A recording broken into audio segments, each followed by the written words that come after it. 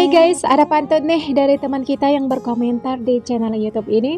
Burung gelati di sawah ladang, terbang lambat hinggap di dahan. Semua tahu batik dan rendang, Indonesia yang buat diakui jiran. Bahasa Jawa, bahasa Melayu, kedua-duanya bahasa daerah Indonesia. Orang negeri tetangga banyak Melayu. Melayu asalnya dari Sumatera, Indonesia. Di video kali ini kita ngebahas bahasa Indonesia lagi nih guys, yang mana netizen negara tetangga kita belum bisa menerima kenyataan kalau bahasa Indonesia telah diakui UNESCO sebagai official language gitu. Di sini kita lihat ada komentarnya. Bahasa Indonesia tuh bukan ke dari asas bahasa Melayu ke. Kenapa lah bahasa Indonesia tuh tak guna je bahasa Jawa? Kan ramai orang Jawa kat Indonesia katanya. Bahasa Indonesia guna bahasa Melayu katanya guys, sambil mereka tertawa gitu ya.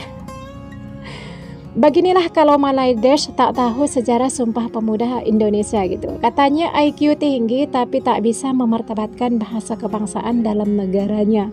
Malu nggak tuh? Terus guys, dalam video ini kita lihat yang mana tokoh terkenal Malaysia dan Indonesia berpidato dalam bahasa Indonesia. Ada Bapak Anwar Ibrahim, Perdana Menteri Malaysia, Bapak Anies Baswedan, mantan Gubernur Jakarta, dan Pak Prabowo Subianto, Presiden Republik Indonesia. Maksudnya Presiden terpilih Republik Indonesia ya guys. Jadi jangan ada prasangka buruk teman-teman setelah kita lihat video ini ya. Karena beberapa tokoh terkenal ini menyampaikan fakta yang sebenarnya perihal bahasa nih guys. Gitu, oke. Nih perbedaannya penggunaan bahasa kebangsaan di negara Malaysia dan juga Indonesia gitu. Kita lihat guys, seperti apa penggunaan bahasa Melayu Malaysia di negaranya dan juga bahasa Indonesia di negara Indonesia gitu. Nih dia videonya. Pejuang-pejuang bahasa yang melahirkan rasa bimbang, resah terhadap sikap elit penguasa yang seolah-olah kurang memberi penekanan tentang pentingnya penguasaan bahasa dan pengiktirafan kedudukan bahasa dalam negara kita.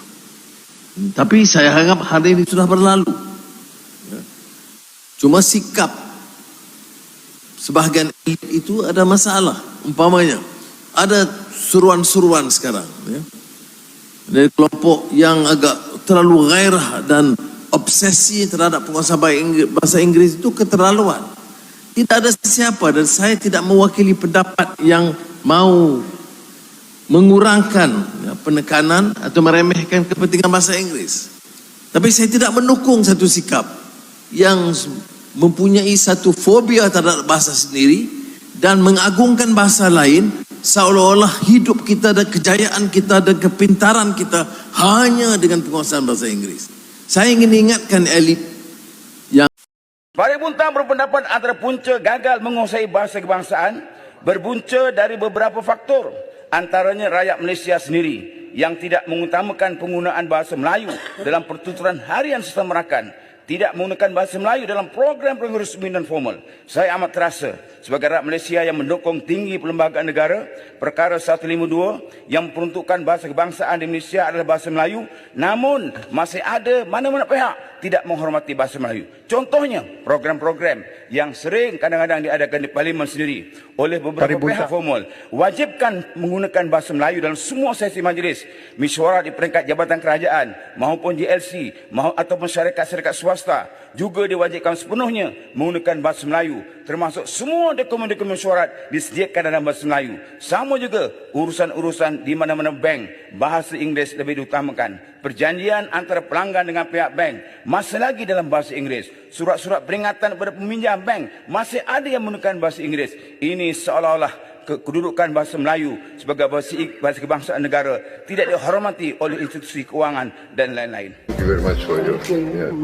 And my colleagues, our new defense. Selamat siang, Bapak. Selamat siang, bahasa Indonesia bagus. And our political minister council. Selamat siang, Bapak. Selamat siang kali. Semua bahasa Indonesia bagus sekali ya. Konsekuensinya satu bahasa begini, rakernas seperti ini tidak perlu pakai penerjemah Bapak Ibu. Ya betul. Kita tuh sekarang menganggapnya enteng. Seakan-akan itu sekarang semua orang bisa bahasa Indonesia. Coba bayangkan tidak ada kesepakatan bahasa. Bapak Ibu datang ke parlemen India, di belakangnya berderet penterjemah parlemen. Kenapa? Karena ada anggota parlemen yang bicara bahasa daerahnya, ada yang bicara pakai bahasa Hindi, ada yang bicara pakai bahasa Inggris. Boleh semua. Ini gambaran saja betapa jenius keputusan itu. Hari ini Bapak Ibu ketemu satu sama lain tidak merasa ada perbedaan karena bicaranya dalam satu bahasa. Sebelum kita berdiri sebagai negara, pendiri bangsa kita yang usianya masih sangat muda pada saat itu, mereka dengan visi yang luar biasa, mereka memilih bahasa kebangsaan, bahasa persatuan yang bukan bahasa mayoritas. Kasus di negara lain hampir tidak ada. Founding Fathers kita 1928 memilih bahasa minoritas, bahasa dari Riau, suku Melayu sebagai bahasa kebangsaan, bukan bahasa mayoritas. Kalau demokrasi berarti mayoritas. The rule of the majority, itu arti demokrasi ala barat. Tapi ala kita, budaya kita mengerti. Kita terdiri dari begitu banyak suku, begitu banyak ras, kita harus mempersatukan.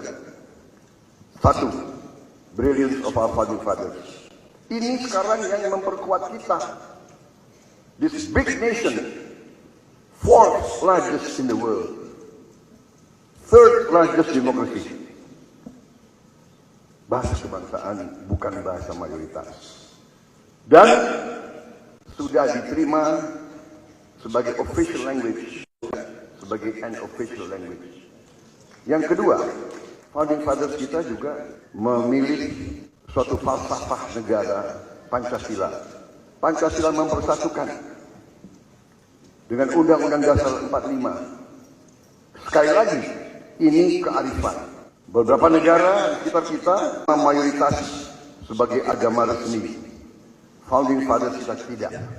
Founding fathers dan dengan kebesaran pemimpin-pemimpin agama mayoritas, waktu itu pemimpin NU, pemimpin Muhammadiyah, mereka yang akhirnya mengambil keputusan menerima Pancasila, dan akhirnya Pancasila bisa diterima di seluruh Nusantara. Ini saya jelaskan karena inilah sesuatu karunia kita. Bahasa Indonesia harus diperkaya dan itu bisa dipercepat menjadi 150.000, lalu 200.000, 250.000. Jadi saya berharap bisa mencapai angka 250.000 dalam waktu 5 tahun ke depan.